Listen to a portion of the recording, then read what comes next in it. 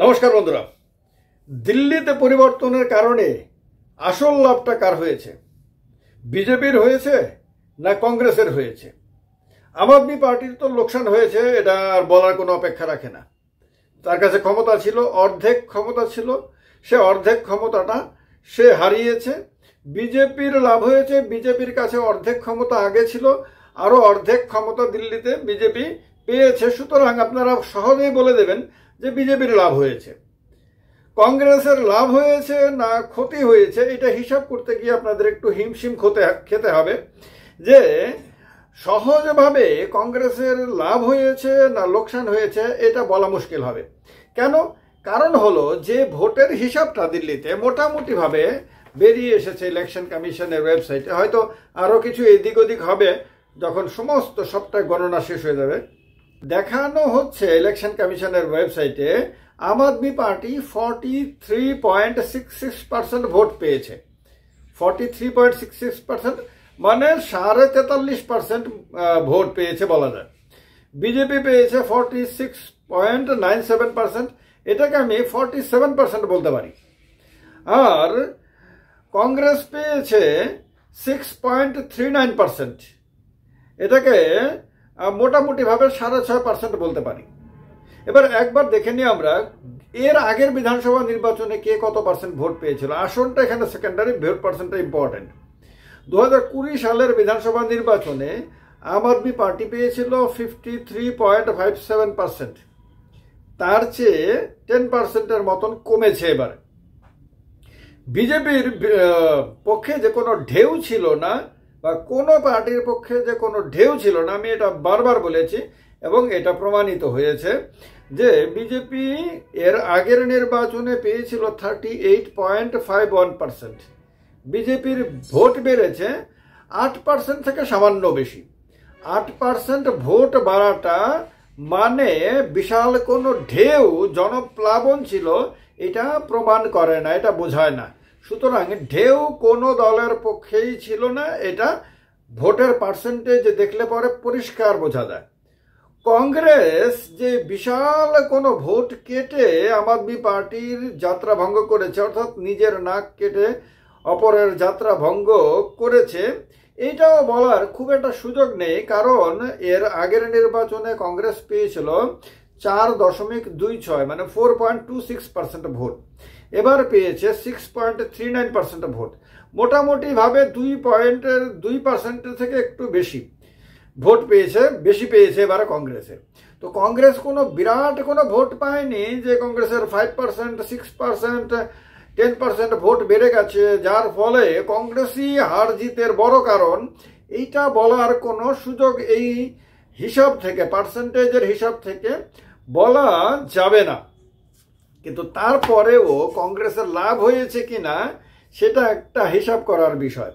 এখানে কথা হলো এতদিন কেজরিওয়ালের কাছে দিল্লিটা থাকার কারণে, তার কাছে নিজের হাতে নিজের রাজ্যটা থাকার কারণে তিনি যখন যেখানে ভোট হয়েছে, যে রাজ্যে বিধানসভা নির্বাচন হয়েছে, তিনি সেখানেই একদম মানে স্বাধীনভাবে আনন্দের সঙ্গে তিনি ছুটে যেতে পেরেছিলেন। তিনি কখনো গুজরাটে চলে গেছেন, গিয়ে সেখানে ঝাঁপিয়ে পড়েছেন, কিছুটা রেজাল্টও পেয়েছেন, কোনো সন্দেহ নাই, কিছু আসনও পেয়েছেন, কিছু ভোটও পেয়েছেন। তারপরে এবং কংগ্রেস ছিল সেখানে প্রধান প্রতিপক্ষ, বিজেপির বা একমাত্র প্রতিপক্ষ ছিল, সেখানে কংগ্রেসকে বিড়ম্বনায় ফেলেছিল অরবিন্দ কেজরিওয়াল। এরপরে অরবিন্দ কেজরিওয়াল গোয়াতে গেছেন, সেখানে গিয়ে ঝাঁপিয়ে পড়েন, সেখানে গোয়াতেও বিজেপির প্রধান প্রতিপক্ষ কংগ্রেস ছিল, কংগ্রেসকে বিড়ম্বনায় ফেলেছেন এবং কিছু আসনও পেয়েছেন, কিছু পার্সেন্টেজ ভোট পেয়েছেন। এরপরে পাঞ্জাবে গেছেন, পাঞ্জাবে কংগ্রেসকে ক্ষমতাচ্যুত করেছেন, সেখানে ক্ষমতা দখল করেছেন, ফলে কেজরিওয়ালের পার্টিটা ন্যাশনাল পার্টিতে পরিণত হয়ে যায়। তো কংগ্রেসের এই লোকসানগুলো করেছিলেন। সাম্প্রতিককালে হরিয়ানা বিধানসভা নির্বাচনে যখন কংগ্রেস ক্ষমতায় আসবেই একটা ঢেউ তৈরি হয়ে গেছিল কংগ্রেসের পক্ষে এবং সবাই ধরে নিয়েছিল, সমস্ত এক্সিট পোল বলেছিল, সমস্ত মিডিয়া বলেছিল, সবাই কংগ্রেসের ক্ষমতায় আসা সম্বন্ধে বলেছিল। সেখানেও আম আদমি পার্টি যায়, সেখানে কংগ্রেসের সঙ্গে অ্যালায়েন্স করার জন্য তাদের মিটিং হয় বারবার, কিন্তু আম আদমি পার্টির দাবি কংগ্রেস মেনে নেয়নি, ফলে তারা আলাদা আলাদাভাবে লড়াই করে। কংগ্রেসের স্বপ্ন সেখানে ভঙ্গ হয়, কংগ্রেস ক্ষমতায় আসতে পারেনি। গুজরাটেও কংগ্রেস ক্ষমতায় আসতে পারেনি, গোয়াতেও কংগ্রেস ক্ষমতায় আসতে পারেনি, হরিয়ানাতেও কংগ্রেস ক্ষমতায় আসতে পারেনি। আর কংগ্রেস দিল্লিতেও ক্ষমতা হারায় 2013-তে এই আম আদমি পার্টির কাছে।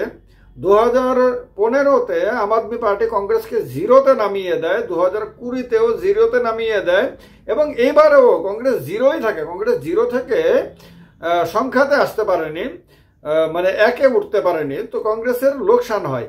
পাঞ্জাবে কংগ্রেস ক্ষমতায় ছিল, কংগ্রেসকে সেখানে ক্ষমতাচ্যুত করে আম আদমি পার্টি। তো কংগ্রেস ব্যাপকভাবে আম আদমি পার্টির কারণে ক্ষতিগ্রস্ত হয়।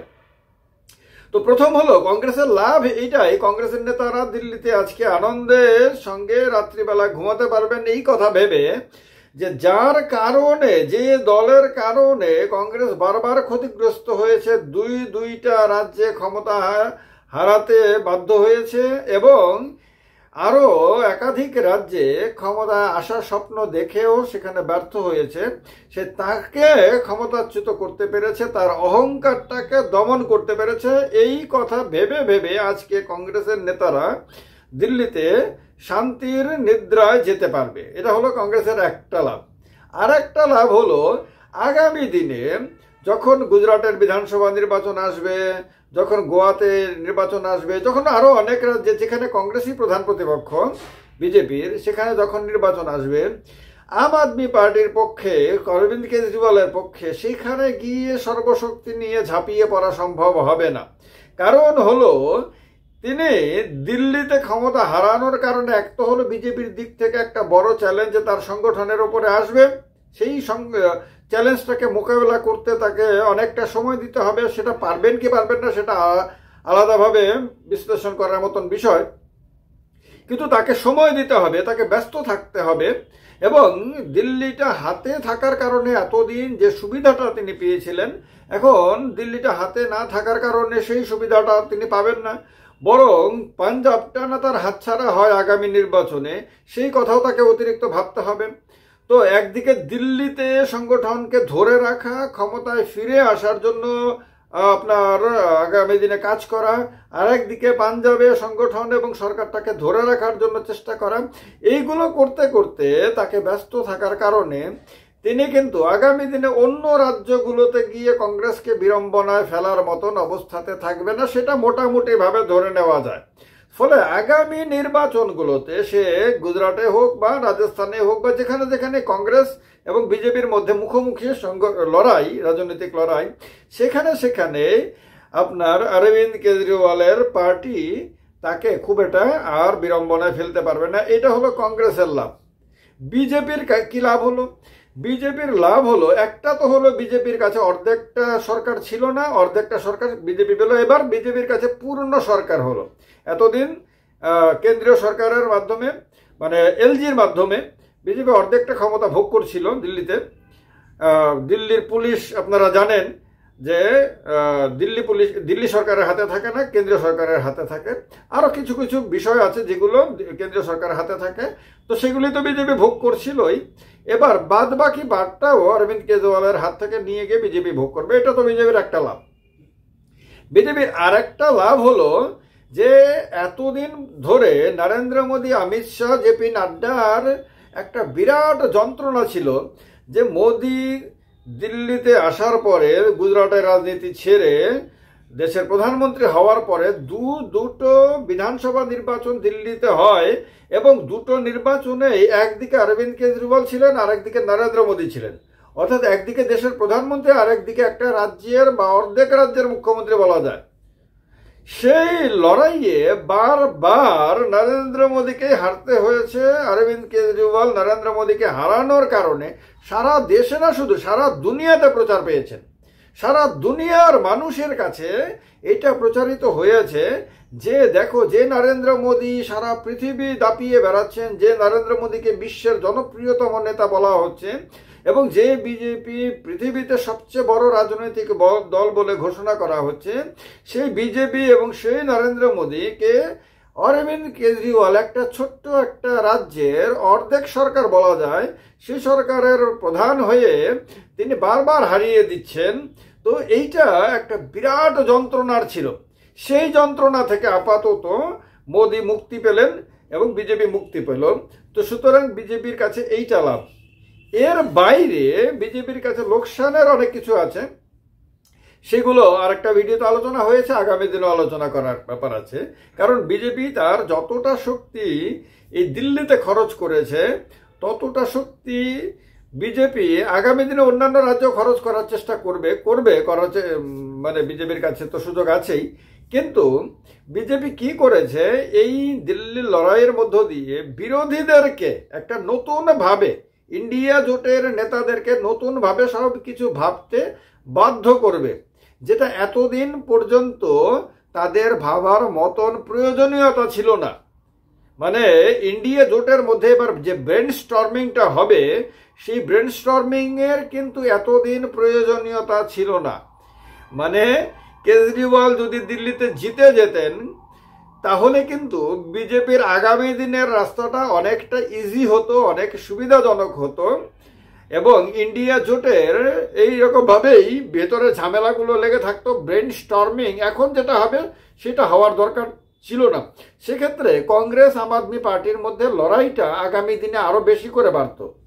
এখন আপনার এই কেজরিওয়াল হেরে যাওয়ার কারণে এবং বিজেপি দিল্লিতে জিতে যাওয়ার কারণে আপনার এবার ব্রেন স্টর্মিং হবে। এই যে ব্রেন স্টর্মিং করতে বাধ্য করা প্রতিপক্ষকে, ইন্ডিয়া জোটের নেতাদের, বিভিন্ন রাজনৈতিক দলগুলো এবং ছোট ছোট যে আঞ্চলিক দলগুলো আছে, তাদেরকে সবকিছু নতুনভাবে বিশ্লেষণ করা এবং তাদের ভুল ত্রুটিগুলি খুঁজে বের করে নিজেদেরকে সংযত এবং সংহত করার জন্য বাধ্য করা, এইটা বিজেপির জন্য রাজনৈতিকভাবে লোকসান। এবং আমার কথাটা আগামী দিনে আপনারাও মানবেন। তো এই কারণে হাফ সরকার গঠন করার পরিবর্তে বিজেপি যদি এখানে ক্ষমতায় আসা থেকে একটু কম সিট পেত, ধরেন 25-30টা আসন পেত, বিজেপির যদি রথটা আটকে যেত, তাহলে কিন্তু অতি আত্মবিশ্বাস বিরোধীদেরকে আরো বেশি করে ক্ষতি করত এবং তাদের মাথার মধ্যে অহংকারটা আরো বেশি করে চেপে বসত। সেই অহংকারটা দমন করে বিজেপি নিজের আগামী দিনের রাজনীতিটা বড় খানিকটা হলো চ্যালেঞ্জের মধ্যে ফেলছে, সেটা মনে হচ্ছে। আগামী দিনে দেখা যাবে এই কথাগুলোর কতটুকু বাস্তবতা রয়েছে। আপনাদের মতামত অবশ্যই জানাবেন এক্ষেত্রে। তবে ডেফিনেটলি কংগ্রেস একদিকে লোকসান হয়েছে, কংগ্রেস শূন্য থেকে কংগ্রেস উঠতে পারেনি, আর একদিকে কংগ্রেস নিজেদের ভেতরে আর কি ওই যদু বংশ ধ্বংস হয়েছিল কি কারণে, নিজেদের মধ্যে লাগালাগির কারণে। তবে এই ক্ষেত্রে এই লড়াইটা খুব বেশি দিন আর চলবে বলে মনে হয় না। এইটা বিরোধীদের জন্য একটা স্বস্তির বিষয় আর কি। যাই হোক, আপনাদের মতামত জানাবেন ভিডিওতে। ভালো থাকবেন। জয় হিন্দ, বন্দে মাতরম।